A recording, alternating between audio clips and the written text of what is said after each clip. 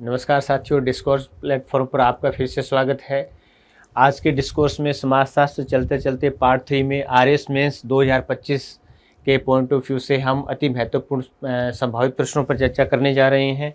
तो सबसे पहले हम लोग बात करेंगे दहेज से क्या तात्पर्य है और दहेज हत्या किसे कहते हैं। दहेज के कारण लिखिए, दहेज के तलाक के कारण बताइए और तलाक के प्रभाव लिखिए। वैसे तो इम्पोर्टेंट जैसी कोई चीज़ होती नहीं है, फिर भी हम लोग लास्ट मोमेंट पे हम कुछ रिस्क ले सकते हैं। दहेज से क्या तात्पर्य है? देखो, दहेज हम लोग नॉर्मली ये समझते हैं कि विवाह के समय जो राशि दी जाती है, जो रकम दी जाती है, वो हम उसको दहेज कहते हैं। आप लोग यहाँ पर एनसाइक्लोपीडिया ब्रिटानिका, चार्ल्स विनिक या भारत में दहेज निषेध अधिनियम 1961, इनका रेफरेंस देख करके आप इसको परिभाषित कर सकते हैं। वैसे मोटी मोटी बात यही, दहेज का मतलब ये है कि दहेज जो है वो किसी भी पक्ष द्वारा, नॉर्मली हम लोग समझते हैं कि वधू पक्ष की तरफ से वर पक्ष को दी जाती है। तो हमारे यहाँ उत्तर और दक्षिण भारत में स्थिति कुछ अलग अलग प्रकार से है। दहेज के समय भी दी जाती है, दहेज से पहले भी दी जाती है, सॉरी शादी के समय भी दी जाती है, शादी से पहले भी दी जाती है और शादी के बाद भी दी जा सकती है। दहेज हत्या किसे कहते हैं, ये भी आप लोगों को देखना पड़ेगा। इंडियन पिनल कोड को आप ध्यान में रखते हुए किस तरीके से उसको परिभाषित किया गया है। दहेज के कारण बताने हैं हम लोगों ने, और तलाक के कारण क्या है और तलाक के प्रभाव क्या है। तलाक, डाइवोर्स, विवाह विच्छेद। और अगर मान लीजिए यहाँ पर ये इस तरह के क्वेश्चंस आपके सामने हैं, अगर आप लोगों ने अच्छे से पढ़ रखा है तो अच्छी बात है, नहीं पढ़ रहा है तो फिर आप अपने सहज बोध यानी कि कॉमन सेंस के आधार पर इन प्रश्नों का आप उत्तर दे सकते हैं। नेक्स्ट क्वेश्चन है हमारे, भ्रष्टाचार के कारण लिखिए। तो सबसे पहली चीज़ तो ये है कि आप लोगों को भ्रष्टाचार का कंसेप्ट पता होना चाहिए। सामान्यतः हम लोग रिश्वत लेने देने को भ्रष्टाचार समझते हैं, लेकिन वैसे देखा जाए तो प्रशासनिक शब्दावली में किसी सार्वजनिक पद का दुरुपयोग है वो क्या कहलाता है, भ्रष्टाचार कहलाता है। भ्रष्टाचार के कारण बहुत सारे हो सकते हैं। ये क्वेश्चन है वो 2 मार्क्स का आ रहा है या 5 मार्क्स का आ रहा है, उसको ध्यान में रखते हुए आप इसको लिख सकते हैं। व्यापारिक भ्रष्टाचार से क्या तात्पर्य है, एक अगला क्वेश्चन है हमारा। बेसिकली ये जो बिजनेस के अंदर जो करप्शन होता है वो है, जैसे मिलावट, मैं आपको बताऊं इसका एक उदाहरण हो सकता है।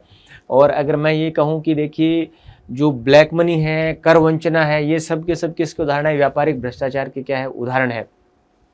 बहुत सारे बढ़िया ऐसे होते हैं जो मापतोल है वो कम करते हैं। हम लोग normally day to day life में सब्जी मंडी वगैरह में जाते हैं, हम कोई फल फ्रूट या सब्जी वगैरह खरीदते हैं, आप लोगों ने देखा होगा कि वो सही मायने में उनके वज़न में क्या होता है, वो अंतर आ सकता है, वो कम भी तोलते हैं। तो ये सारी चीज़ें व्यापारिक भ्रष्टाचार से जुड़ी हुई है। सांप्रदायिकता का अर्थ बताइए। देखिए, सांप्रदायिकता व्यापक तौर में हम लोग नॉर्मली सांप्रदायिकता को किसके साथ में जोड़ कर रखते हैं, धर्म के साथ में जोड़ते हैं।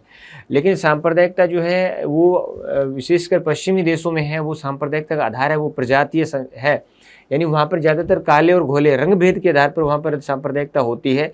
और वैसे वैश्विक स्तर पर देखा जाए तो एक सबसे कॉमन चीज़ जो है वो है धर्म। लेकिन भारतीय जैसे देशों में जो है, अगर हम समाजशास्त्री दृष्टिकोण से देखें अर्थात व्यापक दृष्टिकोण से देखें, तो धर्म के अलावा जो है भाषा भी जो है और जाति है वो भी सांप्रदायिकता का क्या है, कारण हो सकता है। सांप्रदायिकता के निवारण हेतु कुछ प्रमुख सुझाव बताइए।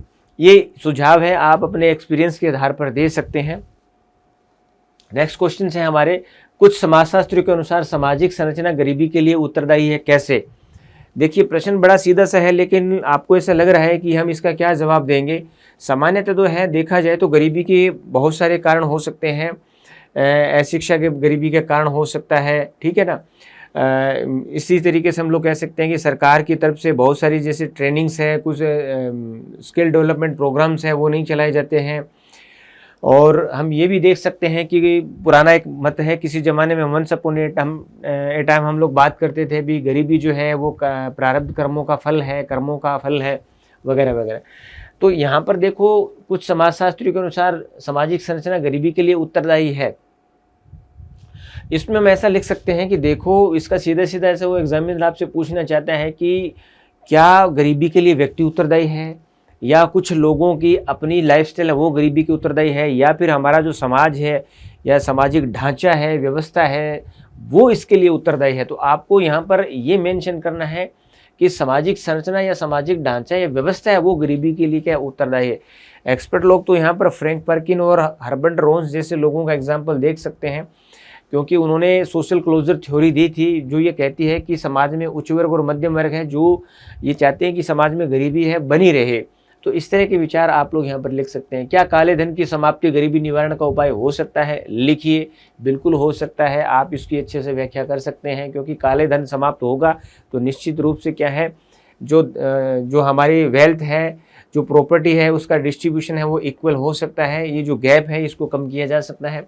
क्या भ्रष्टाचार को नियंत्रित करके समतामूलक समाज की दिशा में आगे बढ़ सकते हैं? बिल्कुल हम लोग आगे बढ़ सकते हैं, क्योंकि भ्रष्टाचार के माध्यम से धन का जो संचय है वो कुछ लोगों तक सीमित हो सकता है। क्योंकि ऑलमोस्ट हम ये देखते हैं कि भ्रष्टाचार का संबंध मुख्यतः उन लोगों के साथ में होते हैं जिनके हाथ में पावर होती है, जिनके हाथ में अथॉरिटी होती है, जिन लोगों के जो उच्च वर्ग से आते हैं, जिनका समाज में वर्चस्व होता है, वो चाहे आर्थिक चाहे ढांचा हो, चाहे वो राजनीतिक ढांचा हो या फिर कोई और सामाजिक ढांचा हो। नेक्स्ट क्वेश्चन है हमारा, मादक पदार्थों के व्यसन या दुर्व्यसन यानी एडिक्शन से क्या तात्पर्य है? अब देखो यहाँ पर सबसे पहले हमें समझना पड़ेगा कि मादक पदार्थ क्या होता है, ड्रग्स क्या होता है। ये केमिकल्स होते हैं। देखिए समय समय पर जो है समाज में नशा जो है वो हमेशा से ही समाज में पहले भी था और अब भी है और शायद आगे भी रहेगा। तो किसी ज़माने में लोग शराब का सेवन करते थे, उससे पहले लोग भांग का सेवन करते थे, तंबाकू का सेवन करते थे। अब पिछले कुछ सालों से हम लोग देखते हैं कि कुछ ड्रग्स आ गए हैं मार्केट के अंदर, जिनका क्रेज़ जो है युवाओं में बहुत है, समाज में बढ़ता जा रहा है। तो बेसिकली मादक पदार्थ ये है कि वो केमिकल्स होते हैं जो हमारी जो है जो मस्तिष्क की जो क्रियाएं हैं उसको वो क्या करते हैं, प्रभावित करते हैं। इनका सिस्टम इनका जो संबंध होता है वो हमारे नर्व सिस्टम से होता है, ब्रेन से होता है। तंद्राकर यानी नारकोटिक्स मादक पदार्थों पर प्रकाश डालिए। देखिए मादक पदार्थ बहुत से प्रकार के होते हैं। मादक पदार्थ जब व्यक्ति लेने लग जाता है तो धीरे धीरे उस पर उसकी निर्भरता बढ़ जाती है। तो एक समय ऐसा आता है कि व्यक्ति शारीरिक और मानसिक दोनों ही लेवल पे इस पर निर्भर हो जाता है। तो हम इसको कहते हैं एडिक्शन। नारकोटिक्स और एक है सिडेटिव्स, अवसादक या मादक, शामक है। मादक पदार्थ से क्या तात्पर्य है? तो देखो एक उत्तेजक भी होता है, वो इसके विपरीत काम करता है। अवसादक जो है वो हमारी जो तंत्रिका तंत्र है, नर्व सिस्टम, उसको क्या करता है, स्लो करता है, इसलिए इसको डाउनर्स भी बोलते हैं। देखिए जैसे मान लो बहुत सारे लोग हैं जिनको नींद नहीं आती है या जिनको मिर्गी के दौरे पड़ते हैं, ये उन लोगों को इस तरह के जो है ड्रग्स दी जाती है। और ये जो नारकोटिक्स है ये बेसिकली क्या है, अफीम या मॉर्फिन जैसे पदार्थ इसमें इस्तेमाल किए जाते हैं। और इनमें जो है दोनों ही तरह के सिडेटिव्स और जो स्टिमुलेटर है दोनों ही तरह के प्रभाव डालते हैं। मादक पदार्थों के सेवन क्या है, क्या कारण डालिए, आप अपने हिसाब से इनको देख सकते हैं। बड़ा आसान सा प्रश्न बनता है ये, आप इसका उत्तर दे सकते हैं। वृद्धावस्था से क्या अभिप्राय है, यानी what is meant by ageing, है ना। अब ये एजिंग को अलग अलग रूप में परिभाषित किया गया है। कुछ देशों में 60 साल के रूप में परिभाषित किया गया है, कुछ देशों में जो है इसकी आयु 62 साल मानी गई है। हमारे हम ये देख सकते हैं कि करीब 60 साल जो है रिटायरमेंट की एज होती है। तो अब हम ऐसा मान सकते हैं कि अब व्यक्ति क्या है, बूढ़ा हो चुका है, अब काम के लायक में नहीं है, काम के लायक नहीं रहा है। तो वृद्धावस्था को सामाजिक और सांस्कृतिक दृष्टिकोण से परिभाषित कीजिए। देखिए इसको साइकोलॉजिकली भी जो है डिफाइंड किया गया है, बायोलॉजिकली भी डिफाइंड किया गया है। अब हम यहाँ बात कर रहे हैं किसकी, सोशियो और कल्चरली पर्सपेक्टिव से इसको क्या है डिफाइन करना है। वृद्धों की समस्याएं लिखिए। बहुत सारी समस्याएं हम लोग अपने दैनिक जीवन में देखते हैं कि बड़े बुजुर्ग लोग हैं वो किस तरह की समस्याओं का सामना करते हैं। विशेषकर आज के संदर्भ में वृद्धाश्रम खुल गए हैं क्योंकि उनको घर में जगह नहीं है। वृद्धों को आज के समय में बोझ माना जाता है, उनको बेकार माना जाता है। कहीं ना कहीं आज की पीढ़ी ऐसा समझती है कि आदमी काम का वही है जो कमाई करता हो, जो 2 रुपये घर में लाता हो। बड़े बुजुर्ग लोग हैं वो ऐसा करने में सक्षम नहीं होते हैं और वो बीमार भी होते हैं, वो तरह तरह के सवाल जवाब भी करते रहते हैं। तो ये चीज़ें उनको अच्छी नहीं लगती है। तो इस तरीके से हम लोग देख सकते हैं वृद्धों की बहुत सारी समस्याएं हैं। दिव्यांग से क्या तात्पर्य है, अन्यथा सक्षम या निःशक्तजन के लक्षण बताइए। देखिए ये चाहे दिव्यांग का हो, अन्यथा सक्षम का हो या फिर निःशक्तजन है, एक ही बात है, अलग अलग नाम बदल के यहाँ लिख दिए गए हैं। तो इनको डिफाइन भी करना है, इनके लक्षण क्या है वो भी लिखने हैं। और एक है दिव्यांगों के लिए किए गए संवैधानिक प्रावधानों का उल्लेख कीजिए। ये फैक्चुअल आंसर आपका बनेगा। दिव्यांगों के अधिकारों पर संयुक्त राष्ट्र संघ सम्मेलन 2006 के प्रमुख प्रावधान क्या है उनके बारे में लिखिए। ये भी एक संभावित प्रश्न बन सकता है।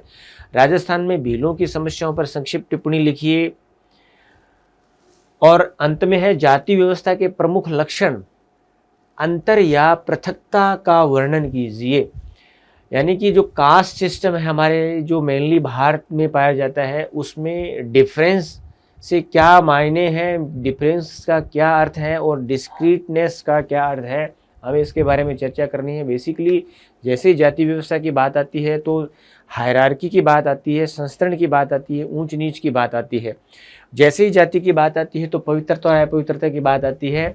लेकिन दीपंकर गुप्ता जैसे विचारक ऐसा मानते हैं कि ऐसा नहीं है, एक ही जाति के अंदर बहुत सारी उपजातियां होती है, अब उनके अंदर रैंकिंग नहीं है, तो आप जबकि वो एक उनके लक्षण वो एक दूसरे से काफ़ी क्या होते हैं, अलग अलग होते हैं। तो हमें वो दीपंकर गुप्ता जैसे लोगों का मानना है कि पहले इन चीज़ों पर ध्यान नहीं दिया गया है।